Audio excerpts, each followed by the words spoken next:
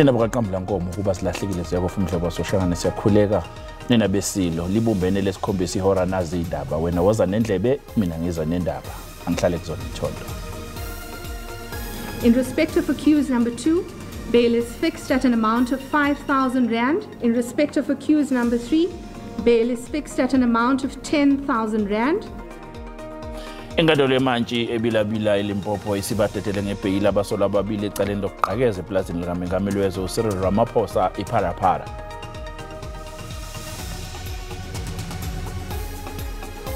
These figures are too high, but the point we're making that almost since 2012, it's a first time where we had 2 quarters following one another where we have made some reduction. Ungqongqoshe wamaphoyisa ubheka icele ukuthi zehlile izibalo zamacala okubulala nokuhlukumeza ngokucansi phakathi kaNtulikazi noMandulo wakulonyaka. If we're not giving our all, I think it's going to be very difficult for us to qualify for the next stage.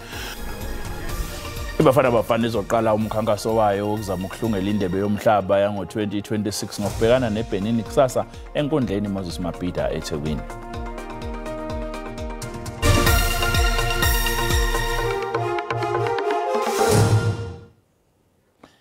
Inkantolo yemantshi ebilabila eLimpopo isibatetele ngebheyili abasolwa ababili ecaleni lokuqhakeza eplazini likaMengameli wezwe uCyril Ramaphosa ePharaphara.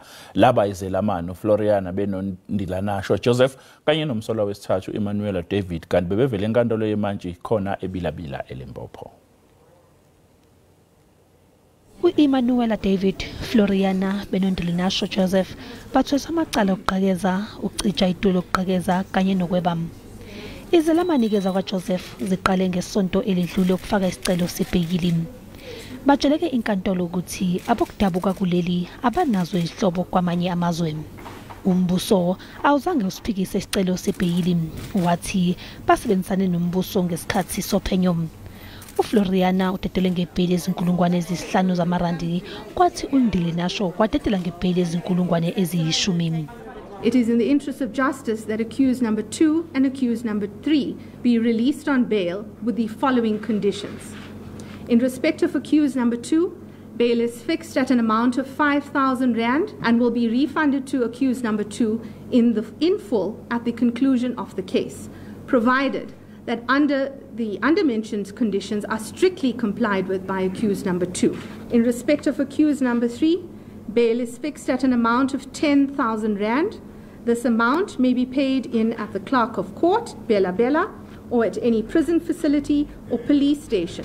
Umsolwa ke uEmmanuel David yena uzofaka isicelo sebhayili uma sebebuyela enkantolo. Ubheke necala lokushushumbisa imali. Umshushisi utshele inkantolo ukuthi bazosiphikisa isicelo sebhayili sika David. Accused number 1, duly represented by Mr. Matlala, intends to bring an application for bail.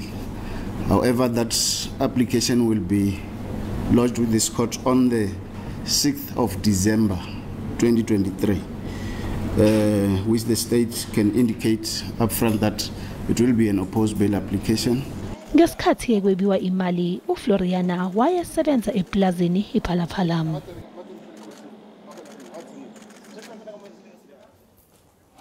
Zehlile izibalo zezigameko zokubulala kanye namacala yemene nocansi abikwe emaphoyiseni phakathi kaNtulikazi kanye noMandulo nonyaka. Lokho kushiwo ungqongqoshe wamaphoyisa ubheka icele ngesikhathi ethula izibalo zobugebengu zesigamu sesibili sonyaka ePitoli. Sekubikwa amacala ngaphezulu kwezinkulungwane eziyisithupha abantu okubikwa ukuthi babulewe kusukela ngoNtulikazi kuya kuMandulo nezinga lokuhlaselwa nokubulawa kwezingane liphezulu kakhulu. Ungqongqoshe wamaphoyisa ukugxekile ukuhlaselwa kwabesifazane nezingane. It is clear attacks and violence meted on women, children, the elderly and the most vulnerable in this country remains shameful. The scourge of violence against women and children in South Africa must be confronted equally by law enforcement, the whole of government and the whole of society. That must be done head on.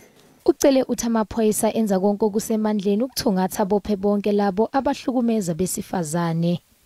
Despite the overall drop in the country's murder rate between July and September this year, 6,945 people were murdered in South Africa in 3 months. That's why we can't take comfort of the reduction. We can't say we have arrived. We can't say we have done all the best. These figures are too high. Uqhube wathi ukusilela emuva kolibofuzo sekwenzeke eminyakeni eminingi edlule sekuphelile. Kusenja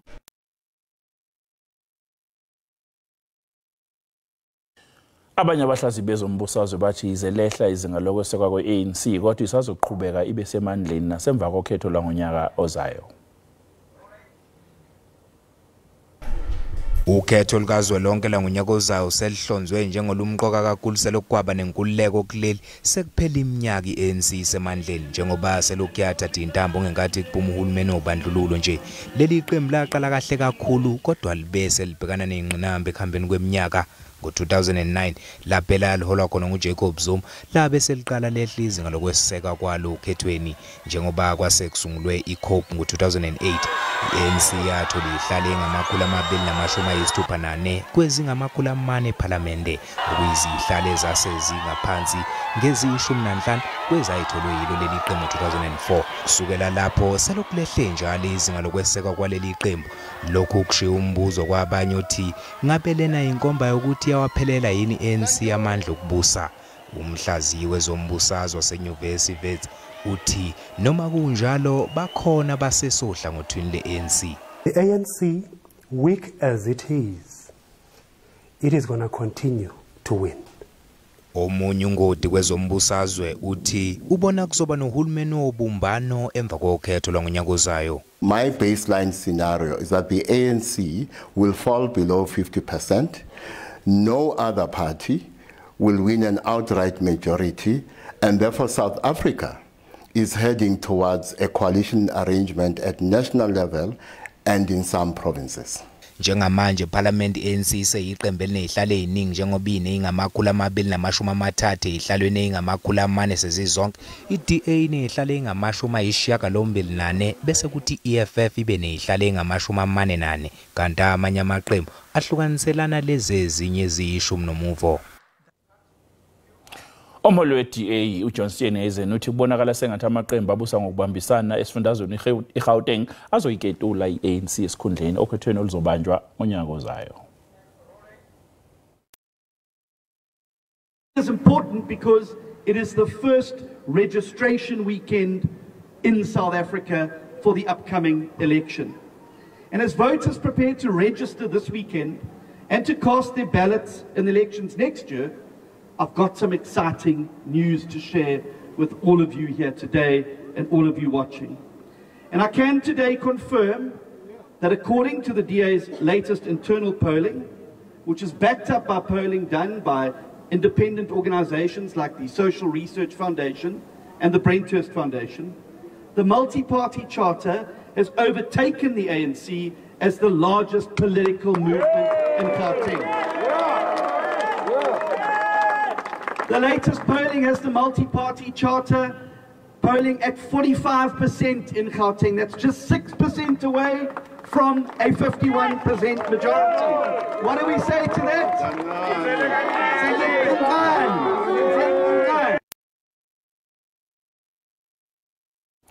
Umphakathi wasecebe kucentana esifundazweni Eastern Cape usabisa ngokuduba impelasonto yokubhalisela ukuvota njengoba ukhala ngokungahlinzekwa ngezidingo nqangi kule ndawo.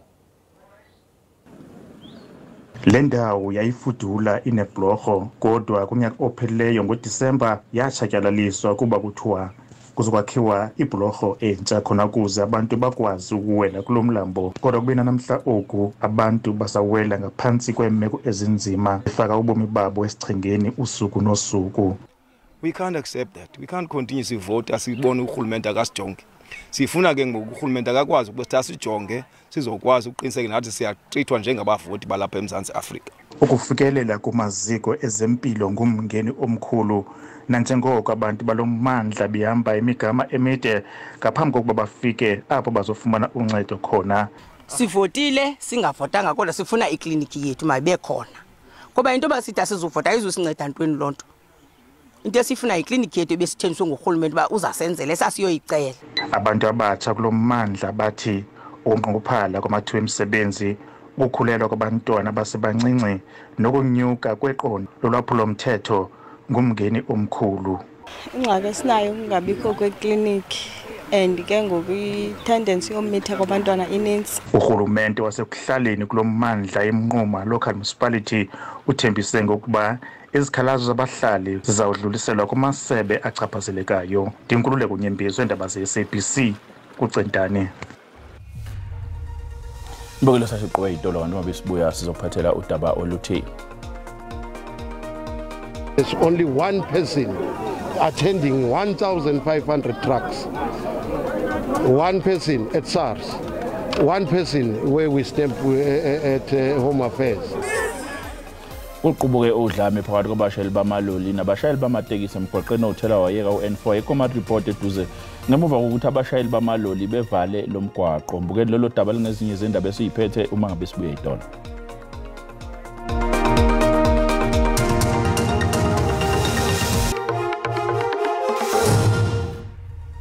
Asikubingele sikwamukele mbukeli uma usanda kungena udabeni oluphambili besibike ukuthi inkantolo yemanje ebilabila eLimpopo isibathethele ngebheyili abasolwa ababili ecaleni lokuqhakeza eplazini likaMengameli wezwe uCyril Ramaphosa iPharaphara.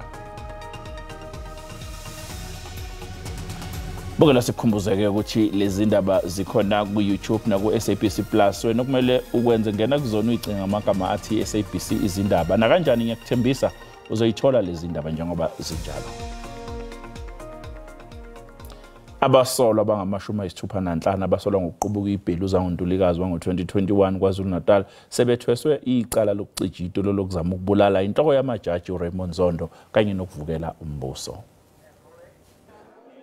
Ezokuphepha besiqinile enkantolo yemanje yaseThekwini lapho kuvele kafushane abasolwa. Babhekene namacala ayisishiyagalombili okubala ukudala udlame emphakathini, ukuvukela umbuso, ukugqugquzela udlame emphakathini nelokwakha itulo lokudala udlame emphakathini. Mayelana netulo lokubulala, umbuso uthi abasolwa bahlela ukuthi kubulawe uJustice Zondo. Umbuso uqhuba uthi phakathi kukamhla ka-8 nomhla ka-15 kuJulayi abasolwa ngokungekho emthethweni futhi ngamabomu bazibandakanye nezenzo zokuvukela umbuso ngokusebenzisa udlame noma ukubeka impilo yabanye engozini noma ukubangela ukucekelwa phansi kwempahla nengqalasizinda. Emaphepheni asenkantolo, umbuso uthi lamacala alandela umyalelo wenkantolo yomthethosisekelo wangoJuni 2021 okuvalela owayengumengameli umnumzane uJacob Zuma ejele izinyanga ezingama-15 ngemuva kokungaveli phambi kwekhomishana eyayiholwa iJudge uZondo. Umbuso uthi abasolwa bebengamalungu futhi behlanganyele emaqenjini eWhatsApp ukuhlela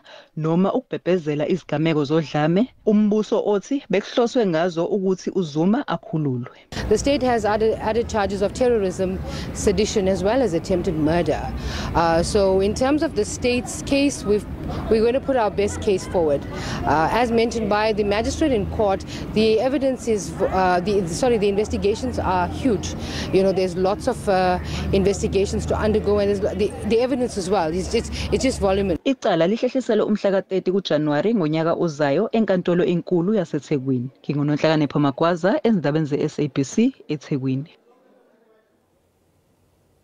Izakhamuzi zakulelizwe ezeseka Israel zibamba umkhuleko ngaphandle kwehhovisi lenxusa lakwa-Israel ePitoli ngenhloso yokuzwelana naleli yazwe. Njengoba iqhubeka nokushuba impi phakathi kwe-Israel kanye nombutho wezempi wamaPalestina iHamas, izakhamuzi zakuleli ezeseka lakwa-Israel zibuthene ngaphandle kwehhovisi lenxusa lakwa-Israel ngenjongo yokuzwelana naleli yazwe. It is important for us as a Christian movement that strongly believe the scriptural authority and the Bible truth that we come here and declare solidarity and support with the nation of Israel, tell them that we are one with them, no matter what is happening to them and how the world is viewing them in times such as this. Amaqembu ezombusazwe ehlukene asichithile lesiphakamiso kepha-ke iqembu elibusayo liyaseseka. We must unite around common issues as South Africans, whether it's the EFF, whether it's the DA, where we do agree on a particular course of action that is about really our moral stance and our commitment to humanity and justice and long-lasting peace in the Middle East more broadly. This is pure hypocrisy, and we applaud the ACDP, we applaud the IFP, DA for standing against this grandstand of politics. We need unifiers, not dividers. Kusenjalo ngolwesibili oluzayo kulindeleke ukuthi ishamthetho sikazwelonke sivotele isiphakamiso se-EFF sokuthi livalwe yini noma cha ihhovisi lenxusa lakwa-Israel kuleli. Kuqubuke udlame phakathi kwabashayeli bamaloli nabashayeli bamatekisi emgwaqeni othela wayeka u-N4 eComart Report ngemva kokuthi abashayeli bamaloli bevale lo mgwaqo. Abashayeli bamaloli bavale lo mgwaqo omatasa njengoba kunempi phakathi kwabo nabalawula amatekisi. Bakhala ngokuthi inhlangano yamatekisi basebenzisa kabuhlungu. Kusukela ekseni namuhla amaloli awanyakazi kulomngcele. There's only one person attending 1,500 trucks. One person at SARS. One person where we stamp at Home Affairs. So it shows our time, and we have to meet targets. And if ever we are standing not knowing what is happening, it causes anxiety to the drivers. And that's where we find that the drivers, there's 4 line, 6 line, closing, because there's no one knows what is going on. Abashayeli bathi ukuhlumezeka abakuthola namatekisi kanye nasemngceleni yikho okuholele ekutheni bathathe isinyathelo sokuvala umgwaqo.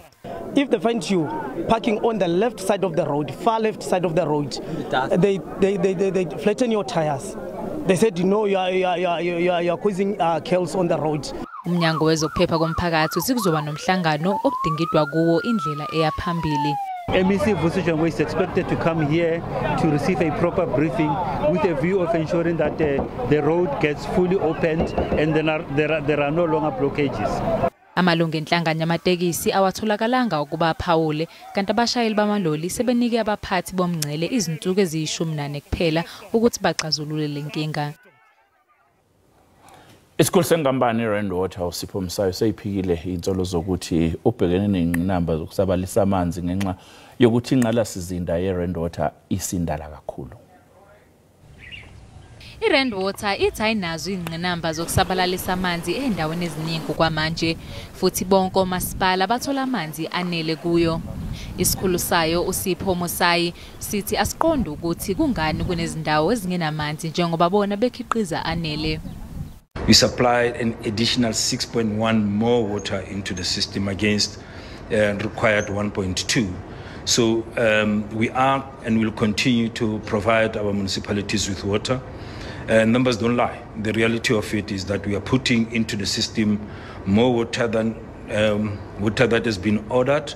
Msayo uthi le nkampani akumele igxeke uma khona izindawo ezingenamanzi ngoba umsebenzi wayo ukuhlinzeka omasipala ngamanzi kuphela. There are challenges, but those challenges are as a result of planned maintenance, which is welcome, and indeed we are happy that there is maintenance happening in that part of the value chain. So if indeed anybody is impacted by that, please refer to your local municipalities to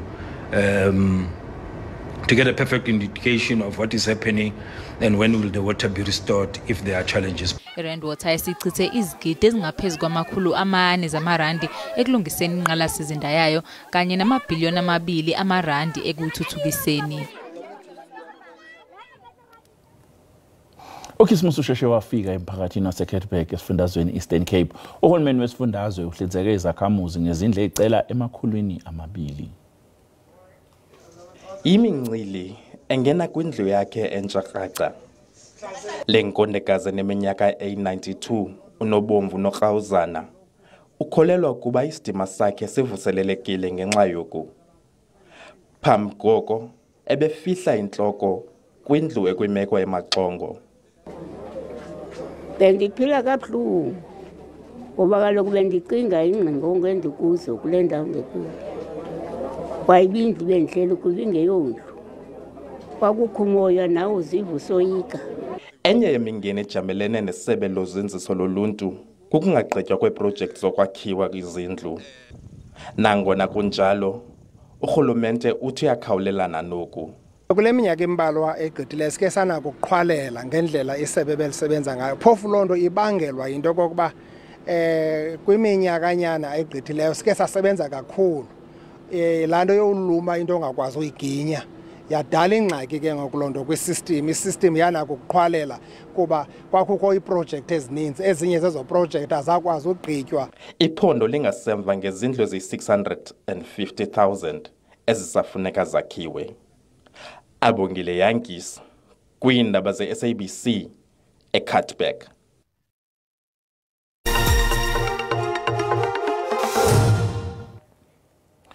Bafana yayo yokuhlongela umqhudelwano wendebe yomhlaba kusasa lapho izobe ibhekene khona neBenin enkundleni Moses Mabhida eThekwini.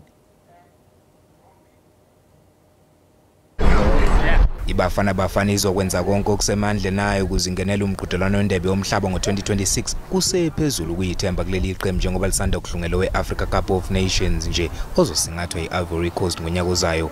Abadlali bakwazi kahle okufanele bekwenze njengoba kusasa bezodlala neBenin bese kuthi ngolwesibili bedlale neRwanda. The lessons are quite clear. If we're not giving our all, I think it's going to be very difficult for us to qualify for the next step. Omunye umdlalo dabuka kwaZulu Natal uSiphephelo Sithole uthi ulangazelela ukudlala phambi kwabantu bakuso lesi sifundazwe. It is going to be my first game in KZN as a professional player because I left SA when I was 18.